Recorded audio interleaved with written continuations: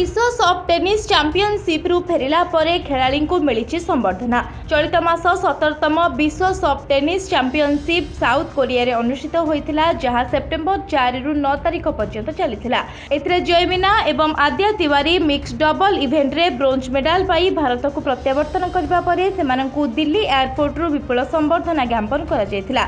एथि सहित मोहम्मद आजम को अंपायरशिप पाई संबर्धना दिया जायतिला। एही सफलता पाई सॉफ्ट टेनिस फेडरेशन एवं दिल्ली सॉफ्ट टेनिस एसोसिएशन उपस्थित रही सेमानंकु सम्मानित करथिले। एही सफलता पाई फेडरेशन सेक्रेटरी शकुंतला खाद्वारा, सभापति Mahesh Khaswala, Odisha soft tennis association सभापति रंजन कुमार नंद, पूर्वतन विधायक उत्तर Srijukta Priyadarshi Mishra, Odisha Olympic association, Odisha sports department Dilip Kumar Mahanty, Nirbhay Kumar Samantaray, Shaktiranjan Mahanty, Basudev Ojha, Nabaranjan Pattnaik, doctor Gangananda Das, Titan Sahu, SR Parija, Krushnachandra Panda एवं बहु क्रीड़ाविद एही सफलता पाई सेमानंकु अभिनंदन जणाइथिले। Bureau report, लिब्राईपोडिया।